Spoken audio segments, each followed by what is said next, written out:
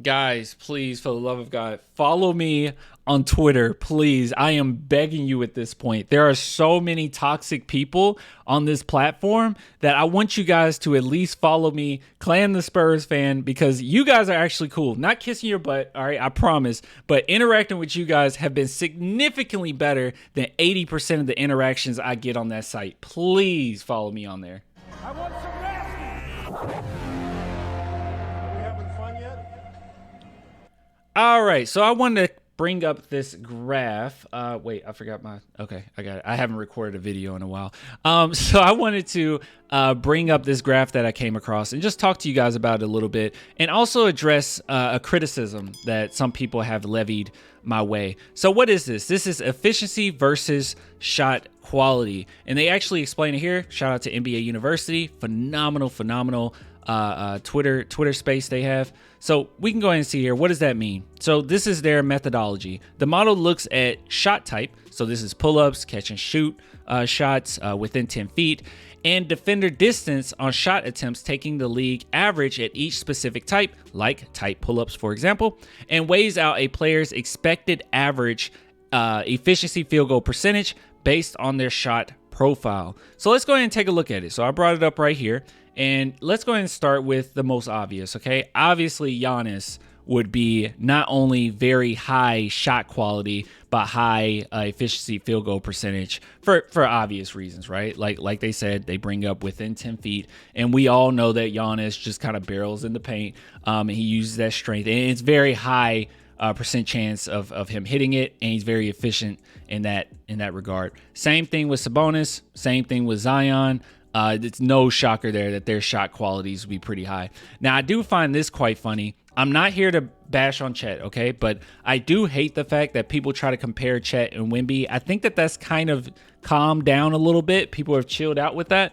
But we've known for the longest of time that Wemby is better than Chet. I mean, he's been better than Chet before they were even in the NBA. So I don't quite understand. When they go to head-to-head, Wemby always wins. I don't know where that came from, where that stemmed from.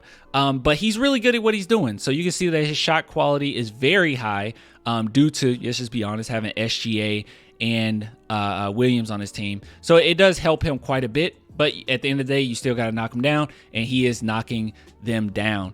I know some people have brought up like, oh, what about the usage rate between him and Wemby? Don't do that, okay? Just because this player in particular is averaging pretty good with low or high shot quality doesn't mean that if you put him in Wemby's position that it looks the same or that he averages so many more points. Not necessarily. That's not how you use that, okay? That's not a fair metric to base that off of. But anyways, all I'm trying to say is Chet doing a good job, but I also find that quite funny, and I think it's telling too. So if you want to compare the two, yeah, I don't think you should. All right, but anyways, so let's go ahead and go down. This isn't who I wanted to talk about, but we got Victor Wembanyama. No shocker here. As far as his here, you can see the big scheme of things.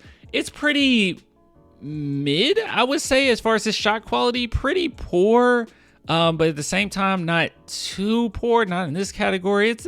It's all right. But obviously he's double teamed constantly, triple teamed if you're going against OKC. Oh my gosh. And he doesn't necessarily have a lot of help around him. So it's not really something you can focus in on too much with Wemby. But yeah, it's pretty accurate in what we would expect there. Also, you got here, I just love Jokic. I don't think he gets enough love. Oh my God. Look how high this man's efficiency is with his shot quality. Poor shot quality, guys. Very poor shot quality. And yeah, that's kind of ridiculous. Same with Kawhi, same with KD. Like I said, you would expect the superstars to be in this category, right? High efficiency, tough shots that they're making. They get a lot of attention on them. You see Steph Curry there. You see Luka Doncic here. Well, who is that? Wait a minute. Who is that right next to Jason Tatum? The superstar Jason Tatum. Hold on. Who is that? Who is that right next to Jason Tatum? That's what I'm talking about. So yeah, this is really about Devin Vassell. Very impressive, man. We all know that his shot quality has been pretty poor. Not necessarily his fault, mind you. It's just the fact that him and Wemby get a lot of attention. I mean, a lot of attention. And teams know you want to stop Devin Vassell first and foremost. Okay, you want to stop him. He's the best scorer we have, I would say, or as far as natural shooter, whatever you want to say. I don't know how you guys would phrase it. I would say more natural scorer on the offensive end as far as getting that ball in the basket than even Wemby is. And I know that we all talk about give Wemby the ball. I'm all for it, okay? I want Wemby to develop. I think that he's finally finding his spots. I think he's absolutely incredible on the court. I think that he has the highest basketball IQ of anybody on the team, even at the age of 19. I get all that generational talent, but as far as his offensive game, it is not anywhere near not only where it needs to be for us to make some runs in the future, but it's not where you would even expect it to be at this point. Like we weren't expecting him to be like an offensive phenom his first year in the NBA. We weren't expecting that, but we knew his defense would be elite, which it is. But man, oh man, Devin Vassell. So you can see he's in the category of Paul George, Jason Tatum, Fox, Jalen Brunson, and Embiid when it pertains to his poor shot selection, which I wouldn't call it selection. It's not, a lot of times it's not his fault. But shot quality and his efficiency, very impressive for him to be in this category. That's absolutely awesome. Okay. And I wanted to bring this up, okay, because I got this criticism levied to me, and this isn't the only time, so I'm not just bringing up this one thing at all. Okay. But this is something that I've noticed quite a bit, and not only on Twitter, but people on YouTube as well. I had some people mess me on Instagram as well about this, and they're like, Clan, why are you so mean when it pertains to Keldon Johnson? You are so freaking mean. This is actually the wrong tweet I'm looking at. Hold on. That's better. But yeah, they're like, you're so mean when it comes to talking about Keldon Johnson, man. Why don't you just relax, and why don't you criticize Devin Vassell the same amount that you criticize Keldon Johnson? I've been very adamant about this, okay? I've been very honest and open about this. The reason why I am not as quick as to hyperfixate on a play or two that Devin Vassell messes up on is because he brings so many different things to the team as far as playmaking, defense, his in-between game. He's a very good player, okay? I think that he's going to be worth every dollar that the San Antonio Spurs spend on him. I get all that. And I feel like a lot of the times when he makes a mistake, it's not necessarily his play style getting in the way that's causing him to make that mistake.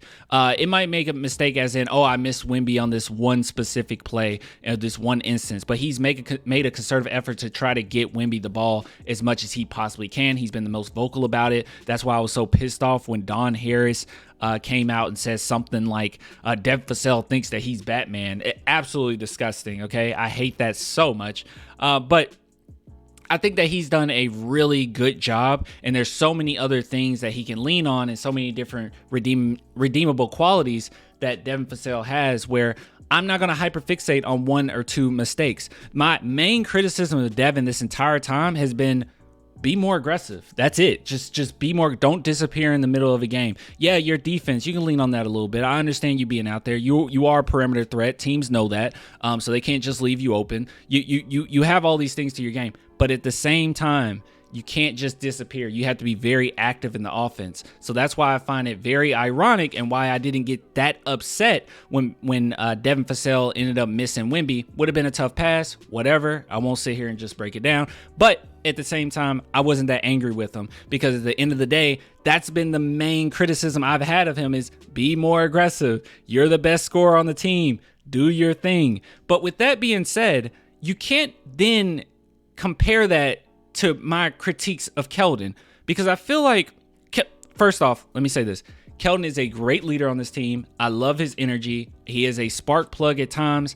I do like Keldon Johnson. And if the Spurs were to keep Keldon, I'm fine with it, especially with this contract. And if you can get more defenders around him, we get some more scorers, some more shooters, I think that he could benefit from that. But at the same time, I just say all that to say this. The reason why Keldon Johnson, I do get kind of irritated is because when he makes a mistake, it's usually compounded. And the reason why it's compounded is because he can't play make that well. He doesn't have that great of a 3-point shot. So guys do leave him open often. His defense, they constantly attack him. So if he makes if he commits a turnover, it does have a bigger impact on the team and the flow of the game than it would with Devin Vassell on the court making a mistake or making a turnover. There is a difference. I mean, you can't seriously tell me that, for instance, if we go back to this might be a bad example, but if we go back to 2013 where Tim Duncan, he made some mistakes in that game, but we would not criticize Tim Duncan the same way that we might criticize Danny Green if he makes a big mistake. Not saying that the talent gap is as far as Devin Vassell I mean, I'm not saying it's as far as Tim Duncan and Danny Green as it is with Devin Vassell and Keldon as far as the talent gap, but I am saying that yeah, I will criticize a player a little bit differently than I would another. I'm very open about that. I'm very honest about that. I think, yeah, the example I put here is Trey Jones. He wouldn't get the same criticism as Malachi. Malachi turns the ball over. Everyone loses their mind with 1.1 turnovers per game. Trey Jones, he turns the ball over. 1.4 he's averaging, and people aren't as mad. Why is that? It's because Trey Jones brings so many other things to the table. I wouldn't criticize Malachi as heavy because he is only a sophomore, but I do understand people criticizing Malachi more than they would Trey Jones. It just makes more sense, okay? We do that with everything, not just sports. We do it with music as well. If J. Cole came out with some trash song, no one's going to just absolutely bash him and say it's over and whatever. But, should I say this? You guys won't care. Nicki Minaj, she releases a lot of trash, okay? Trash all the time, just trash galore. So yeah, people are going to clown her more often than they would if J. Cole released something that wasn't that good or Kendrick released something that wasn't that good. I don't know. I shouldn't probably get into this topic, but yeah, that's all I'm saying. So I'm not sitting here saying that Keldon Johnson is trash or he's a bad player or anything like that. He is a good player. He's a good basketball player, and I like him. I truly do. But with this team right now and how we're building, he's not necessarily fitting right now. And I think that a lot of the times, even if he scores well, it usually starts off pretty good, dies off in the second half, and he's attacked constantly on the defensive end. Playmaking isn't necessarily there. Tunnel vision kicks in. It's just the flow of it. It does mean something more if he committed a turnover versus another. Not every turnover, not every mistake is created equal. And I think that's one thing that irritates me. Another example would be Wemby, right? No one talks about Wemby being turnovers every single day. Okay. He averages a lot of he turns the ball over a lot. Do we all know that that's a mistake and that that's something you need to work on? Yes. But let's be real. If Don Barlow were to turn the ball over, we all would sit back and say, don't play this guy. Like, that's how it would be. I don't know. That's how it would be. I don't know. That's all I got to say. I got kind of hiccups now. I hate when that happens. Like, I want to laugh, but then I have hiccups. But just want to explain my point there. As far as the Devin Vassell versus Keldon, do I critique Devin the same way as I critique Keldon? No. Because Devin Vassell's mistakes, the problem I have with Devin Vassell is going to be aggression, being a little bit more aggressive. And I've been very open about that, and I get irritated by that when he hasn't, but he has for the most part, this past month. And Keldon Johnson, I get more irritated with his play style. It's like, come on, we need you.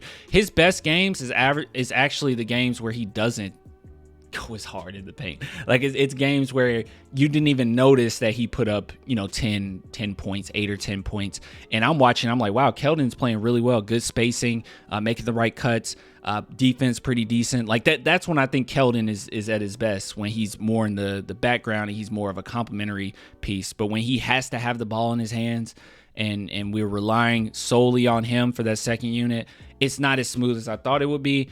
And yeah, it kind of stalls the offense at times. But those are my thoughts. I just wanted to lay that out there. This is supposed to be a quickie. It was not a quickie. 14 minutes? Oh my goodness. But anyways, I will get with you guys later, man. Until next time, bye.